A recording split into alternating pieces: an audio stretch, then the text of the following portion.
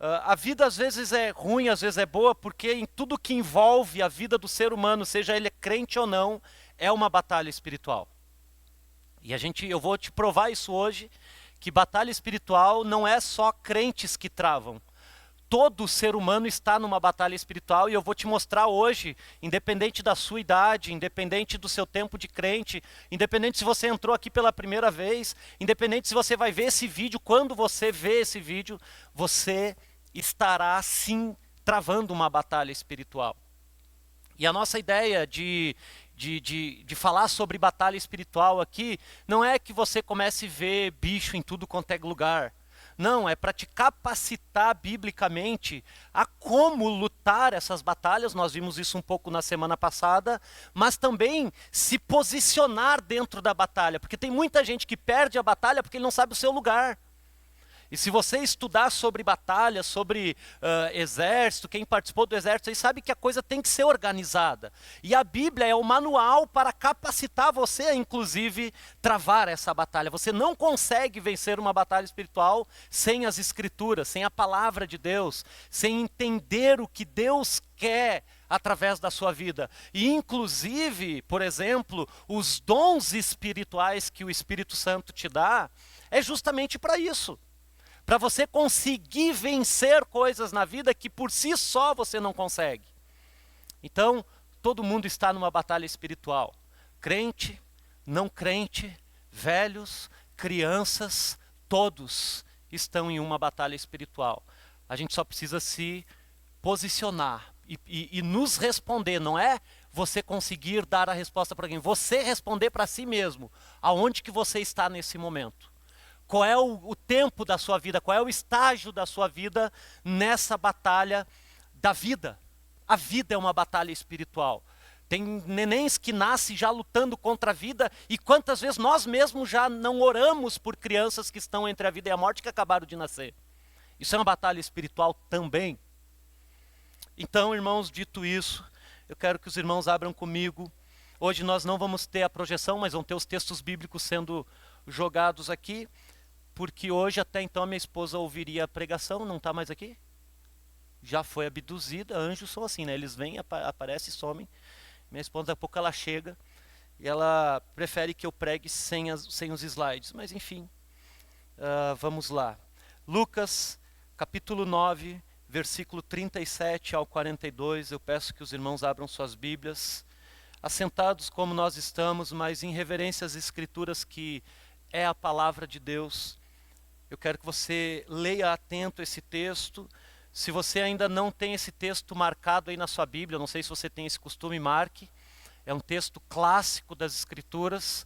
É um texto que tem um versículo, não aqui em Lucas, mas lá em Mateus, e nós vamos passar por lá, porque este texto que nós vamos ler está nos 3 evangelhos que a gente chama de sinóticos, né? Os 3 evangelhos falam da mesma coisa, mas tem, em Mateus ele coloca um versículo chave lá para a gente ter um entendimento que é mal interpretado. Eu quero passar por lá hoje, mas se você ainda não tem esse texto, né, que é quando Jesus desce do monte da transfiguração e expulsa o demônio de um menino que está possesso. Esse texto é um texto clássico disso que a gente vai falar sobre batalha espiritual. Lucas capítulo 9, versículo 37 ao 42, diz o texto sagrado: no dia seguinte, quando desceram do monte, uma grande multidão veio ao encontro dele. Dele quem, irmãos? Jesus. Uma grande multidão veio ao encontro de Jesus, dele, né? Um homem da multidão bradou: mestre, rogo-te que des atenção ao meu filho, pois é o único que tenho. Um espírito o domina. De repente ele grita, lançando em convulsões, e o faz espumar. Quase nunca o abandona. E o está destruindo. Roguei aos teus discípulos para que expulsassem, mas eles não conseguiram. Respondeu Jesus: ó geração incrédula e perversa, até quando estarei com vocês e terei que suportá-los? Tragam-me aqui o seu filho. Quando o menino vinha vindo, o demônio lançou ele por terra, em convulsão. Mas Jesus respondeu ao espírito imundo, repreendeu o espírito imundo, curou o menino e o entregou de volta ao seu pai. Senhor, em nome de Jesus, nós precisamos de Ti, Senhor. Nós precisamos entender a Tua palavra, Senhor. Por isso agora a minha oração, Senhor, junto com os meus irmãos aqui, é que o Senhor nos dê todo o entendimento espiritual que precisamos para nos posicionar dentro dessa batalha espiritual, Senhor. Em nome de Jesus Cristo, abra os nossos ouvidos, abra o nosso entendimento, nos cura, Senhor, nos transforma, Senhor, e age em nós e através de nós, Deus. É o que nós te pedimos, Deus, gratos desde já por poder ouvir e ser ministrado pelas Escrituras, em nome de Jesus Cristo. Amém e amém. Amém, irmãos? O que estava acontecendo quando Jesus faz isso tudo aqui? O contexto disso era Jesus no Monte da Transfiguração. Ou seja, no monte aonde aparece junto com Jesus, você lembra disso? Se você ler o texto aí, você vai ver Moisés e Elias. E eles estão no alto do monte porque isso era um momento extremamente singular e especial na vida e na história da igreja. Então a transfiguração também diz respeito a nós hoje, mas não é dela que nós vamos falar hoje. Mas é um momento ápice da vida e do ministério de Jesus, o Monte da Transfiguração. O Monte da Transfiguração nada mais é, numa síntese bem humilde e bem simplória, a síntese da transfiguração é se concluindo todo o projeto de Deus e Deus querendo mostrar isso para a igreja. Ou seja, quem é Moisés? É a lei. Quem é Elias? É os profetas. A lei e os profetas apontam para o Cristo. Então Deus está mostrando que Ele concluiu o seu projeto para a humanidade. Através da lei, através dos profetas e agora o verbo vivo encarnado, que é o seu Filho, consuma isso tudo e faz então o grande projeto da salvação de todos aqueles que creem. Essa é a síntese do Monte da Transfiguração. O Monte da Transfiguração é um lugar de exclusividade. Jesus deixa 9 discípulos para trás, entre aspas, deixa 9 discípulos tendo que resolver os problemas lá embaixo, e ele sobe com os seus 3 discípulos, que vão ser logo mais lá na frente a liderança da igreja em Jerusalém, Pedro, Tiago e João, sobem então a este monte, lá junto com Jesus, que a princípio eram 4 pessoas, né? Pedro, Tiago, João, Jesus, mas daqui um pouco aparece Moisés e Elias, então é um monte ali onde tem 5 pessoas conversando. Jesus desce desse monte. E você viu, o texto de Lucas diz que no dia seguinte, o texto de Marcos diz ao descer, o texto de Mateus diz enquanto ele descia. Ou seja, a ênfase desse versículo 37 aqui é: Jesus não está mais no monte. Jesus não está mais nesse momento de transcendência espiritualística. Agora Jesus está voltando para a realidade humana. Preste atenção nisso, irmãos. Jesus está descendo do monte. Jesus está em direção à multidão que está aglomerada lá embaixo, na sociedade, aonde estão as pessoas no caos da vida. Jesus estava no monte e ele está descendo do monte. Então preste atenção nessa dinâmica do texto. Eu pensei, na verdade, eu quero trabalhar com os irmãos aqui 3 personagens que tem dentro desse texto, nesse contexto da descida do Monte da Transfiguração para o meio da multidão. O primeiro personagem que eu vejo é o próprio Jesus, e esse você nunca vai conseguir ser. Então tem um monte de gente que acha que aqui no texto é Jesus, né? Não, esse Jesus você nunca vai conseguir ser. No máximo que você pode ser é um dos discípulos. Ou então um pai desesperado, ou então um endemoniado. Então essas 3 pessoas é a única coisa que você consegue ser. Ou o pai, ou o menino, ou o endemoniado. Eu não sei qual é o seu estágio hoje, mas nós vamos tentar entender e ver em qual dessa situação nós estamos. Mas em primeiro momento eu quero falar, lógico, do nosso Senhor, o nosso Mestre Jesus. Você viu aí no texto que estava Jesus e os 3 líderes da igreja.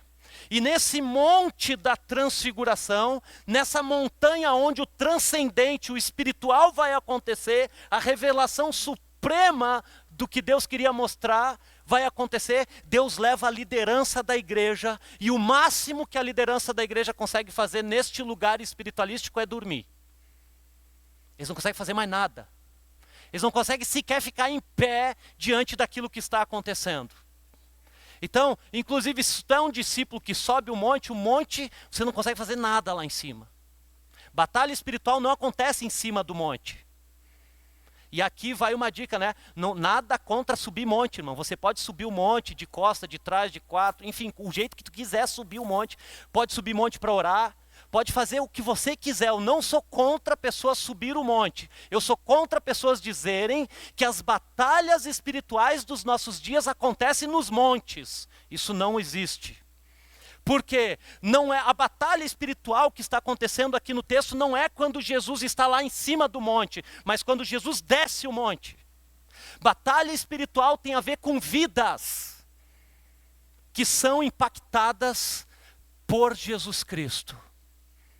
Então, irmãos, enquanto os crentes estão orando, existe um movimento espiritual, sim. Existe um abastecer, uma alimentação espiritual para se preparar por algo, sim. Mas não é ali que está acontecendo a batalha espiritual. A batalha espiritual acontece no mundo das pessoas que nós encontramos.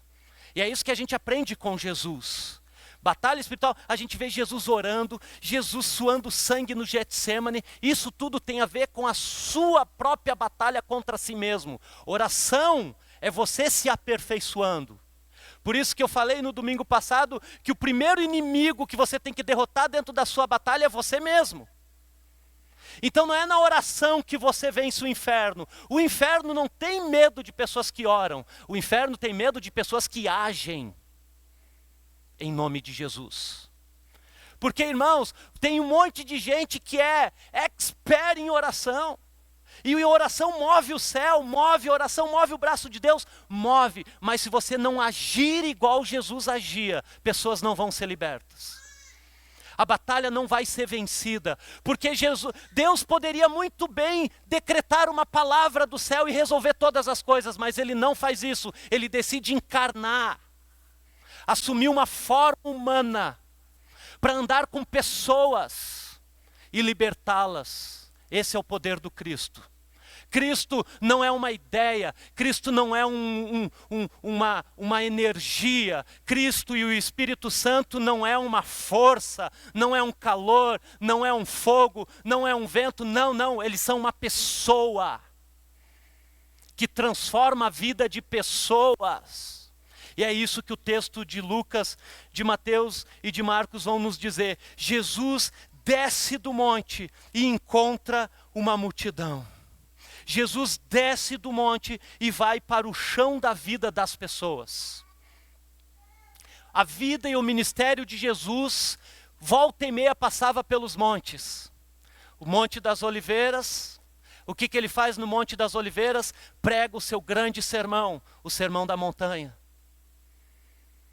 E depois ele desce do monte também. E eu já preguei isso aqui, Mateus capítulo 8, versículo 1. E ele lá em cima do monte ele está ensinando. Ele está ensinando todas as pessoas.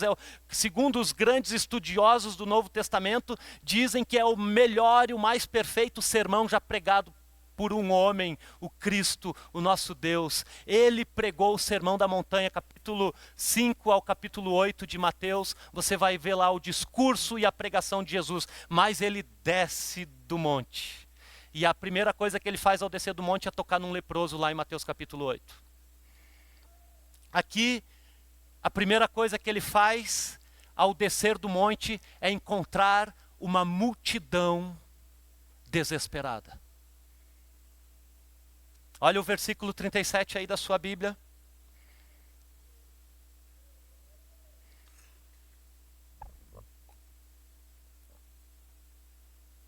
No dia seguinte, quando desceram do monte, uma multidão veio ao encontro dele.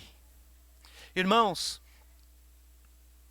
a primeira coisa que eu quero que a gente aprenda aqui sobre batalha espiritual é que a sua vida de oração é importante. A sua vida de oração, ela precisa te aproximar de Deus. Ela precisa te transformar mais parecido com Jesus. Mas a tua vida de oração tem que levar você de encontro às multidões que estão desesperadas. Essa é uma questão de conexão, de entendimento espiritual. Batalha espiritual, irmãos, não é você dar cambalhota em nome de Jesus.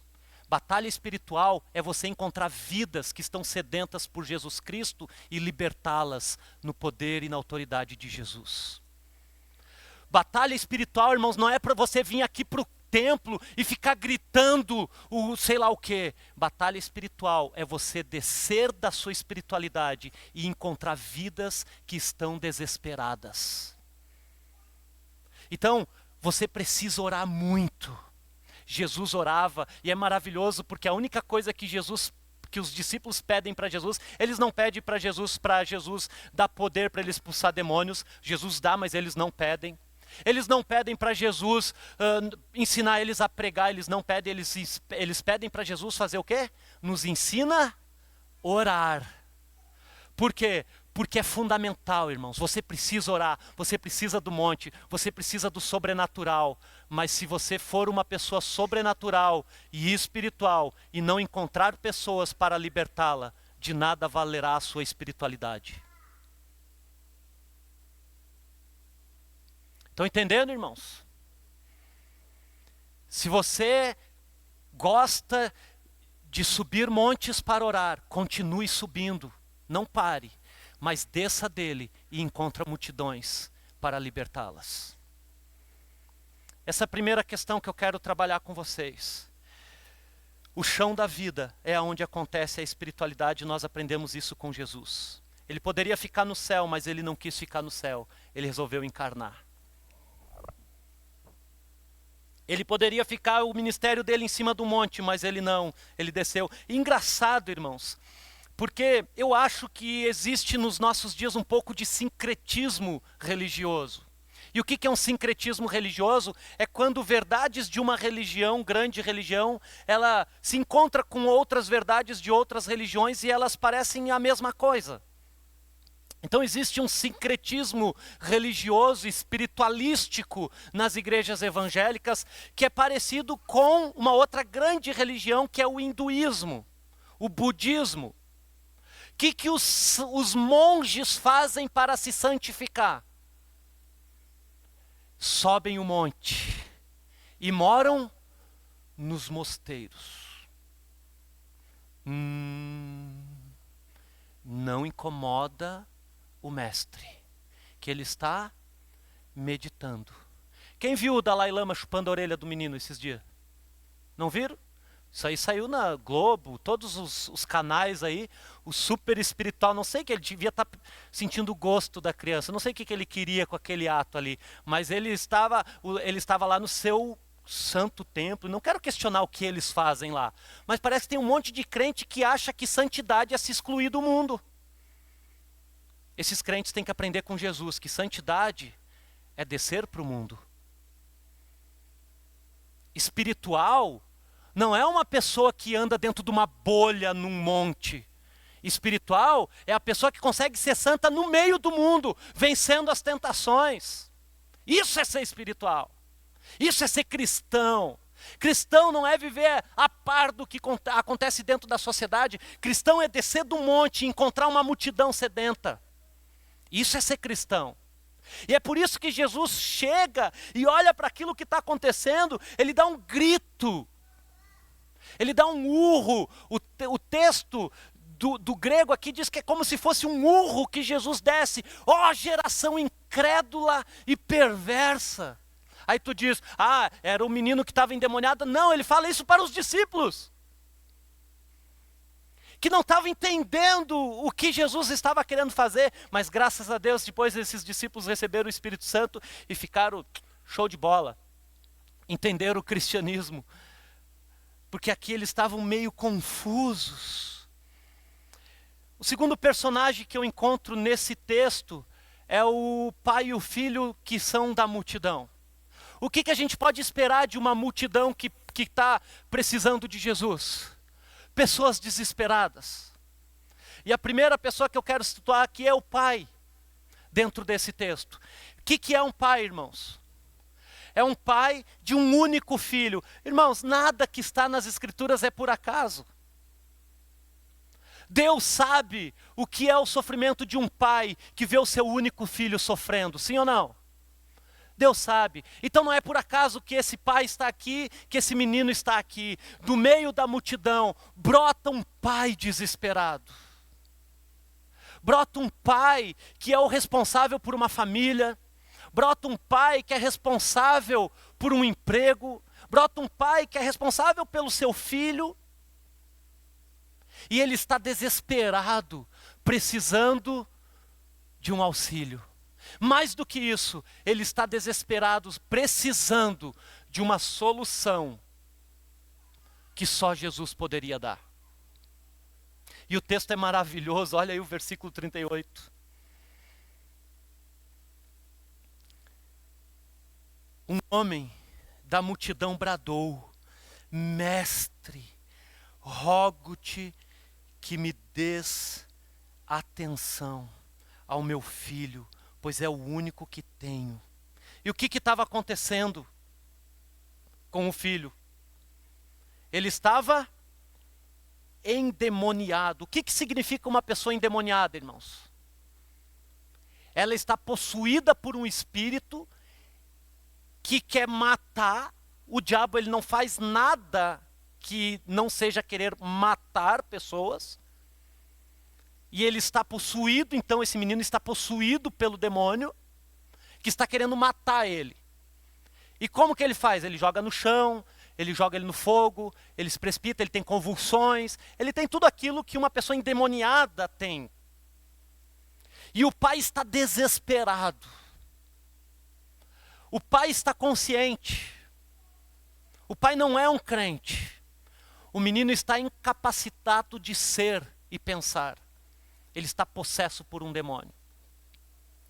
Então esse segundo personagem, que na verdade são dois, é uma pessoa completamente desesperada e uma pessoa completamente impossibilitada de ser humano.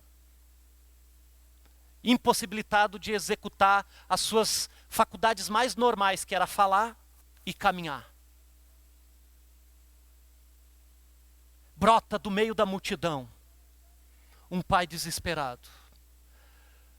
E ele está numa o quê? Numa batalha espiritual. Ele não está numa batalha física e mental apenas. Existe uma batalha física e mental? Existe. Mas ele está travando uma batalha espiritual.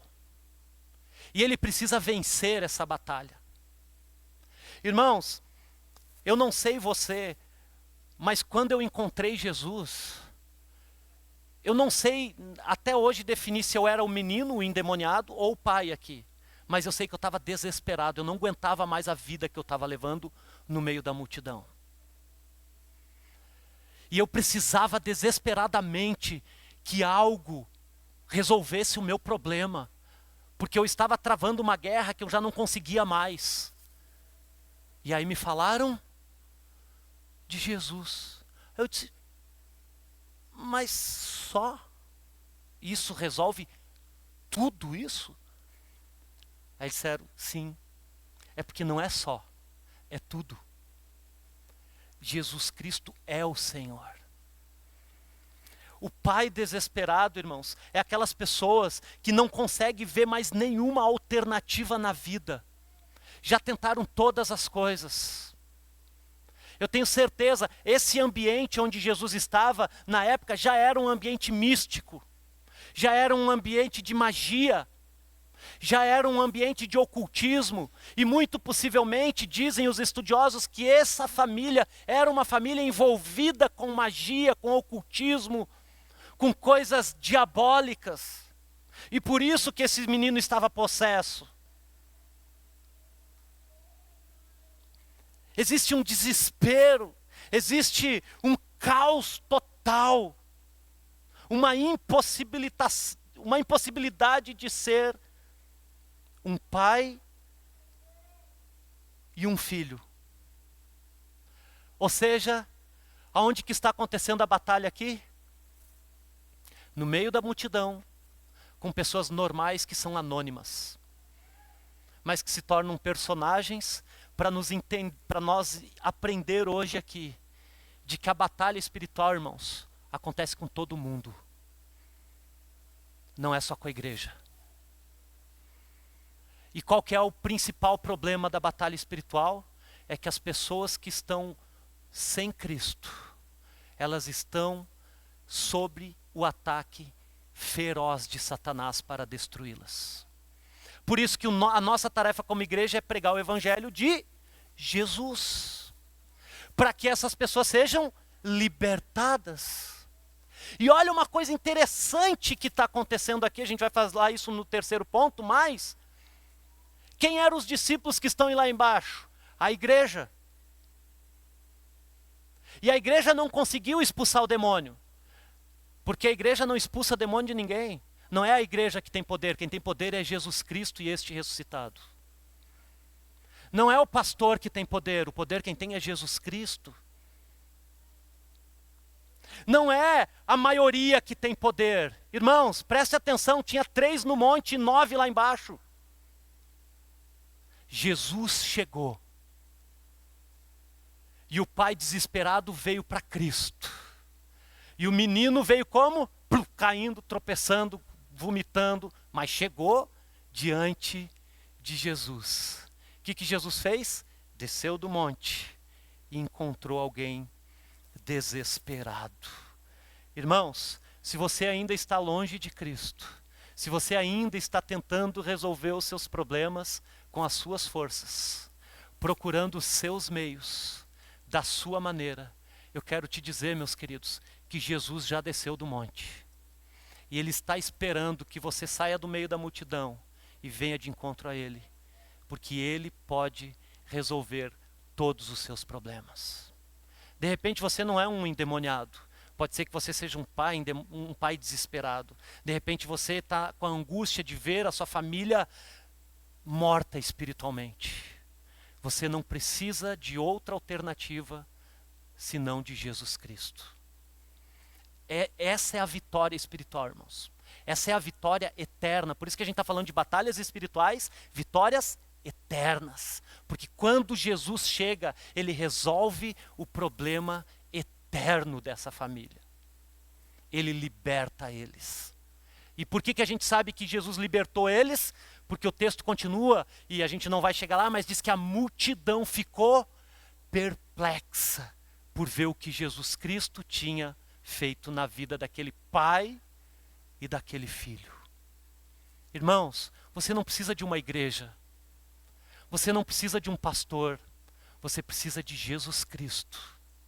Ele tem todo o poder para resolver todos os seus problemas. Então desista de lutar essa batalha sozinho. Encontre Cristo, saia da multidão. Note que é fé que esse homem demonstra. Porque ficar no meio da multidão é fácil, irmãos. Essa semana, estava atendendo no meu gabinete e os pais dizendo, pastor, eu não sei mais o que eu falo, porque a gente fala o que é certo para o meu filho, mas ele quer fazer o que todo mundo na escola faz. Irmãos, a coisa mais fácil é fazer o que todo mundo faz. O difícil é você romper com fé, sair do meio da multidão e encontrar Cristo. Isso é uma batalha espiritual. A batalha espiritual aqui entre essas pessoas que não são crentes é conseguir entender. Eles estavam na procura, vejam que eles procuram os discípulos, eles não resolvem. Agora eles veem Jesus. E eles vão de encontro com a pessoa certa. Pois Jesus Cristo é o único que devolve à humanidade aquele menino. Acaba com o desespero do pai. É só Jesus, irmãos, que pode acabar com os seus problemas.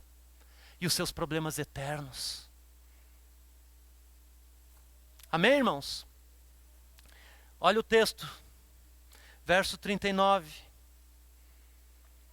um espírito domina, de repente ele grita, lançando com convulsões e faz espumar, quase nunca o abandona, ou seja, em outras versões diz, está o tempo todo com ele, né? Eu roguei aos teus discípulos que o expulsasse, mas eles não conseguiram. Ou seja, eles perderam a batalha. Presta atenção, irmãos.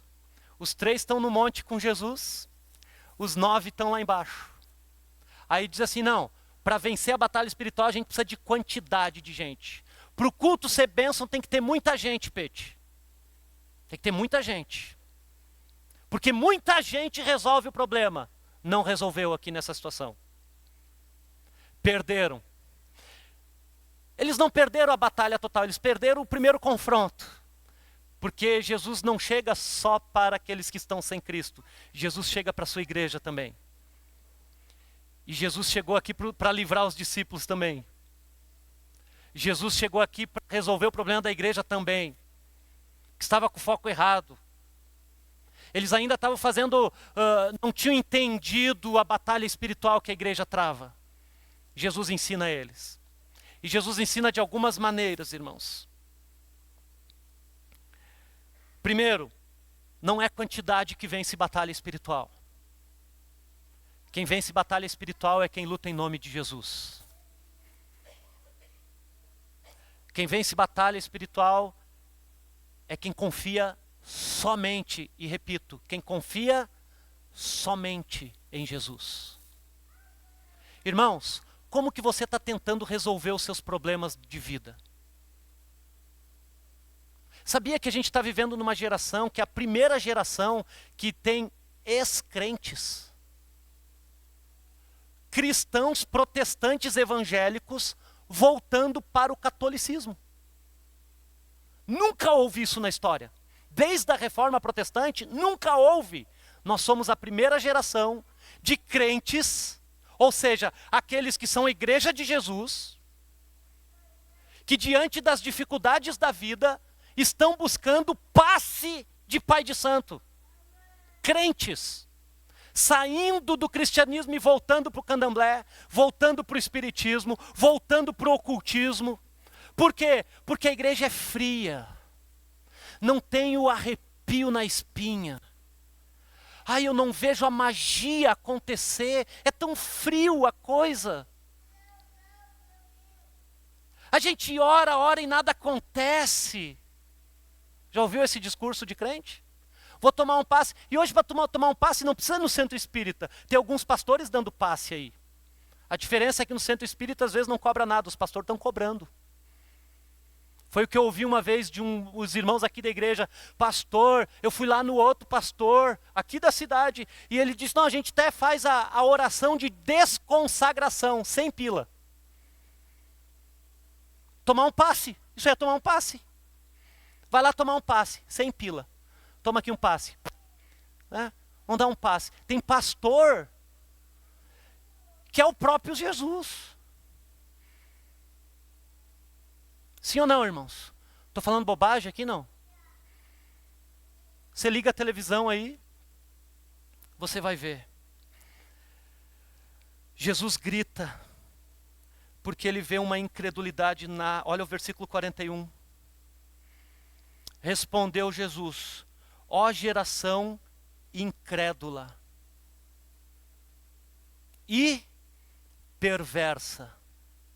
Irmãos, o que impede o poder de Deus agir? Duas coisas. Incredulidade, ou seja, falta de fé, e perversão. Moralidade depravada. Isso é perversão. Para quem que Jesus está dizendo que era incrédulo e perverso? Para os discípulos. Meu Deus. Eu pensei que incrédulo e perverso era um menino endemoniado. Não, ele é endemoniado. Mas os incrédulos e perversos que Jesus diz, ó geração. Porque Jesus coloca todo mundo dentro do mesmo saco. Ele diz, bom, se eu tenho 9 discípulos aqui, e eu deixei eles aqui para resolver o problema, eu desço do monte, eles não resolveram o problema, eles são mais um da multidão. Ai, eu acho que eu tive uma luz aqui, irmãos. Eu acho que a igreja está sendo mais uma na multidão. Porque a igreja que transforma vida de pessoas não é mais uma na multidão. Os crentes não são parecidos com o mundo, eles são parecidos com Jesus. Ah, pastor, por que eu não vejo o milagre acontecendo? Porque tu é mais um da multidão. Você ainda continua no mesmo nível dos incrédulos e dos perversos. Ai, pastor, Deus o livre, eu já me batizei. Tomou banho, frio ainda. Perdeu tempo. Se tu não consegue entender, irmãos, o que Jesus está nos mostrando aqui sobre batalha espiritual,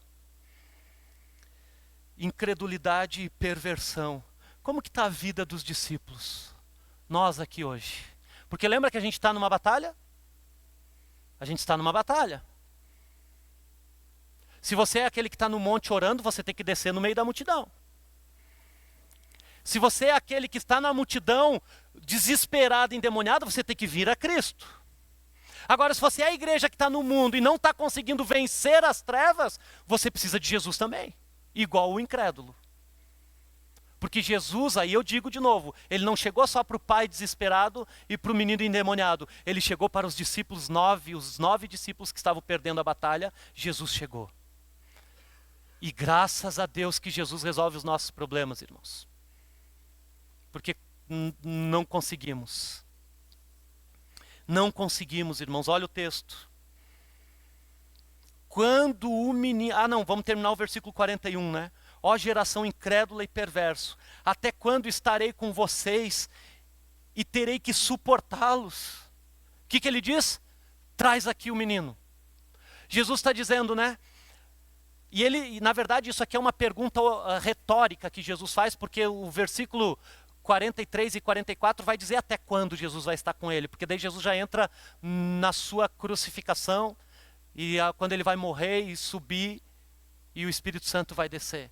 Mas ele pergunta isso, né? Até quando eu vou estar com vocês?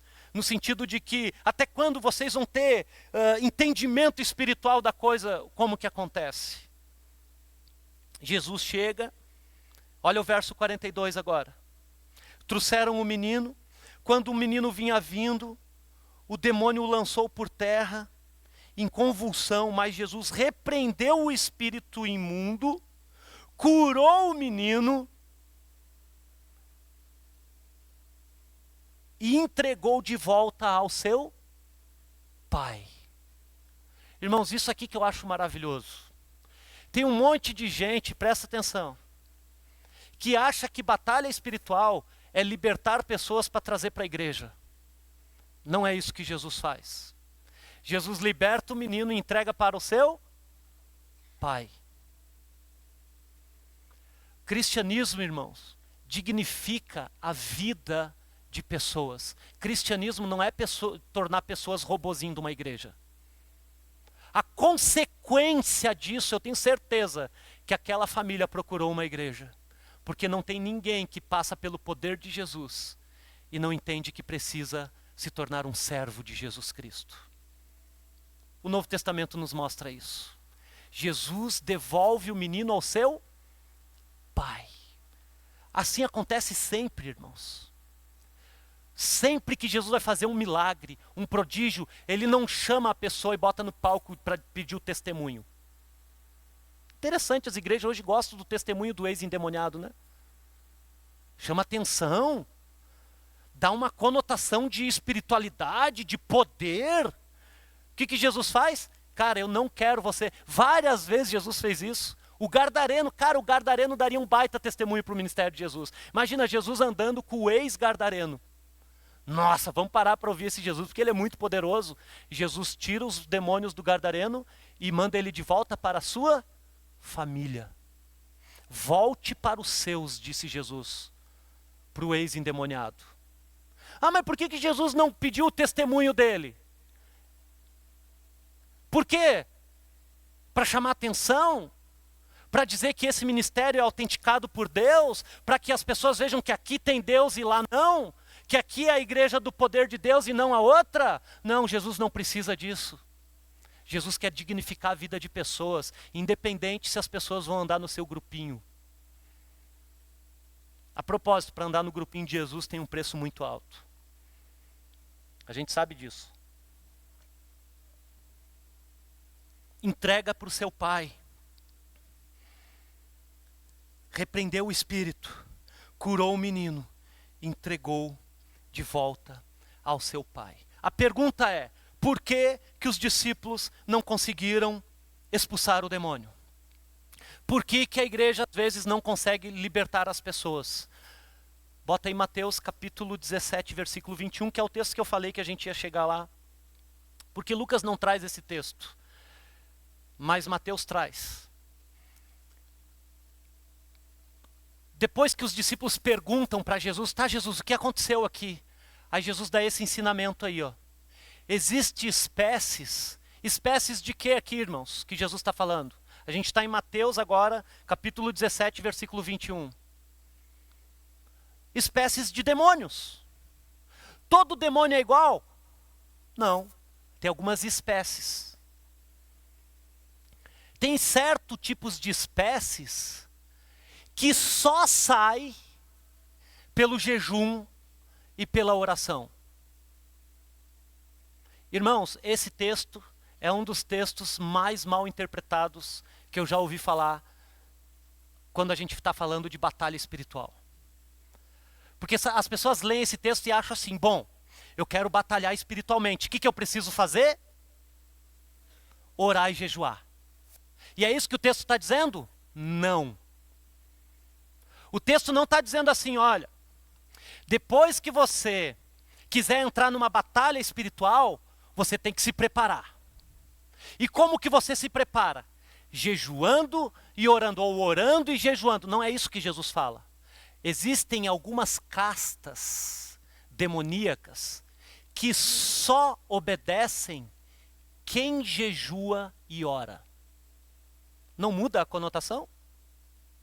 É isso que Jesus está falando. Tem algumas guerras na vida do ser humano que está no meio da multidão, que só vão ser vencidas se a igreja orar e jejuar. Não é fazer oração e jejum, é jejuar e orar. Quando? Estilo de vida. Porque é o que Jesus fazia. Então, para você ser vitorioso, ai pastor, fiquei doente lá, faz um jejum. Não é isso que cura jejum. Sabe o que cura jejum? Quando tu encontra pessoas, o que cura a doença? Quando você encontra no seu caminho pessoas que jejuam e oram. O que é jejum e oração, irmãos? É uma tomada que tu bota e carrega a bateria? Não, irmãos. Ou o Espírito Santo está e tem liberdade em ti, ou não tem, é simples assim. Tu não vem para o culto para dar uma carregadinha. Ah, eu vou carregar. O crente que vem com essa cabeça de que vai dar uma carregadinha, ele já cai no carro. A hora que ele entra e a mulher bate com força a porta, já saiu do Espírito. E daí tem o pior, né? Tem aquele que diz assim, não pastor, naquela situação eu pedi licença para o Espírito. Deixa eu dar uma pecadinha aqui. Aí o Espírito, claro, o Espírito é um gentleman, né? Gente boa, não, tudo bem, eu estou saindo. Fica à vontade para ser demoníaco, fica à vontade. Ai, que lindo, olha, ele está sendo carnal. Nossa, que bênção. Terminou, filho? Posso entrar de volta? Parece que o Espírito Santo é um babaca, que está à mercê do crente super inteligentão, que diz, não, agora eu peço licença, o Espírito Santo fica aqui. Parece que Deus está brincando, Deus está lá no céu. Ai, nossa, olha, ele está sendo carnal.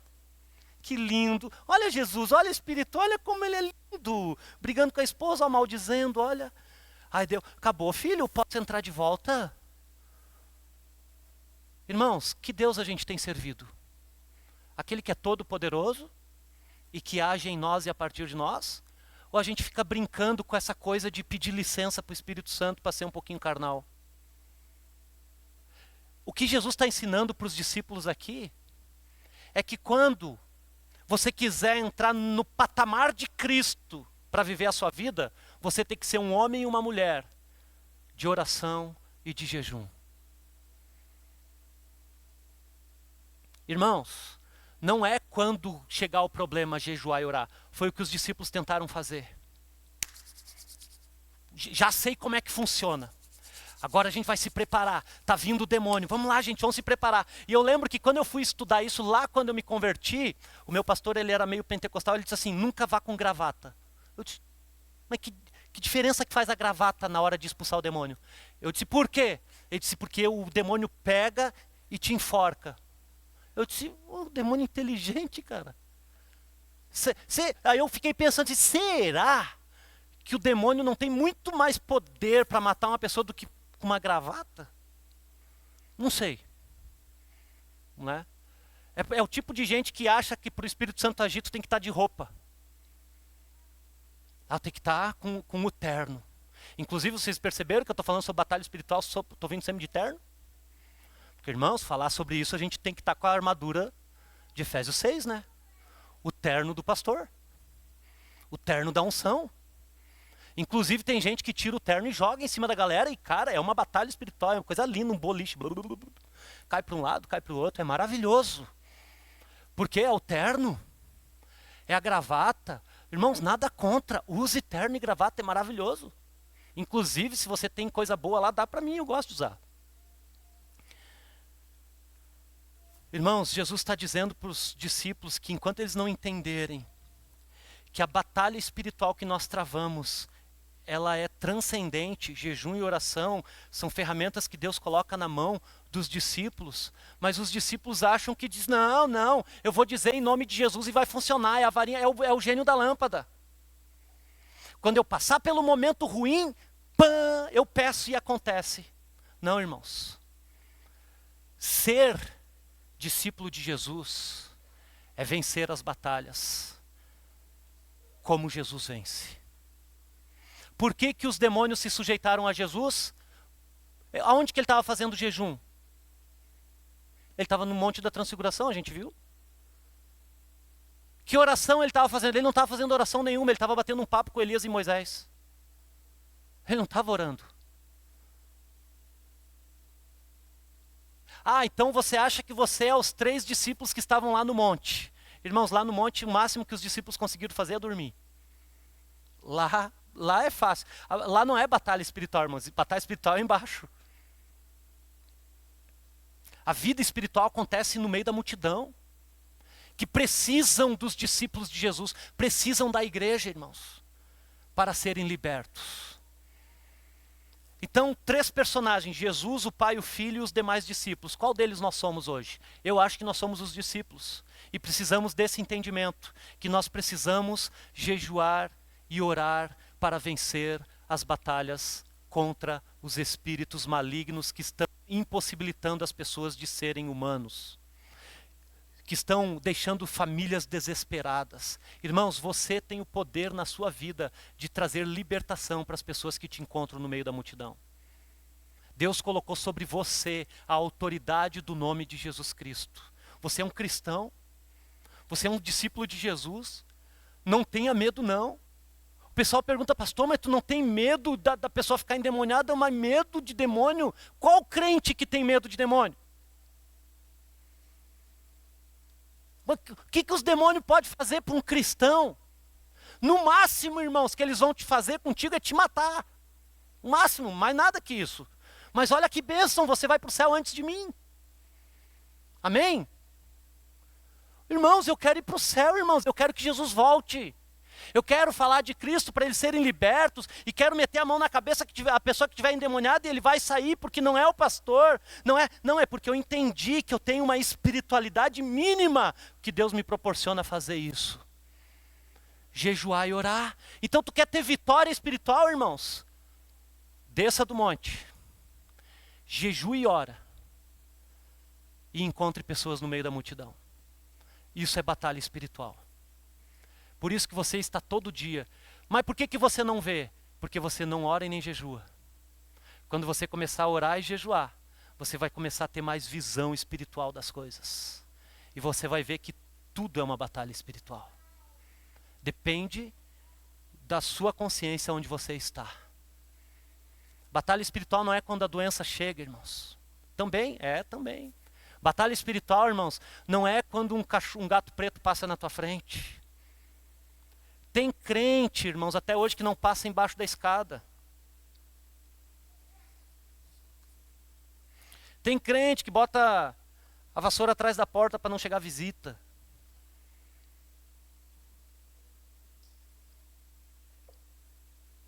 É os discípulos, né, que estão tentando resolver as coisas espirituais da maneira humana, não resolve.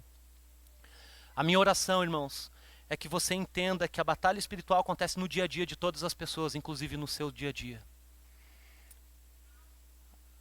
A decisão é que você tem que entender como que você vence isso. Vence isso se parecendo com Jesus. Amém? Vamos ficar em pé. Feche seus olhos, curve a sua cabeça.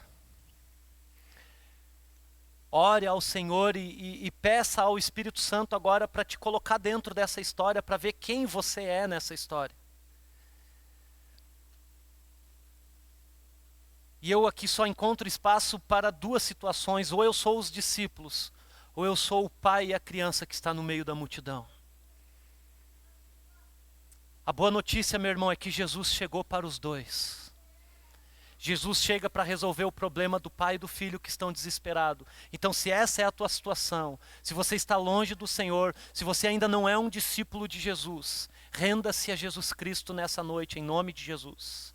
Pois Ele tem todo o poder para resolver todas as suas questões, principalmente a mais importante, que é a tua salvação. Entregue o seu caminho ao Senhor, confia nele e Ele vai fazer o resto. Agora você pode ser os discípulos, tanto os que estão dormindo lá no monte, ou os que estão embaixo ali perdendo a batalha. A palavra de Jesus para ti é: seja diferente. Não seja mais um dos incrédulos e perversos. Seja aquele que ora e que jejua, que luta contra a sua carne, que tem autoridade espiritual, porque a autoridade espiritual não vem da oração e do jejum. A autoridade espiritual é o Espírito Santo na sua vida. Você precisa entender isso. Você precisa separar um tempo com qualidade para orar.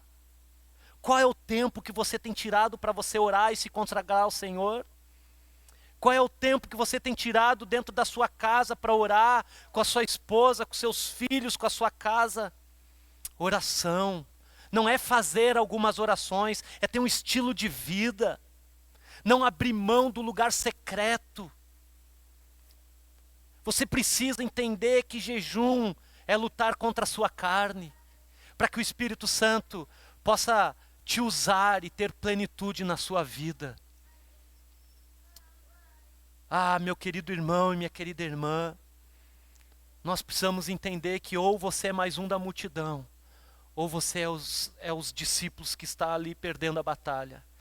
Mas em nome de Jesus, o que Cristo quer de nós é que nós sejamos cristãos nas vidas das pessoas.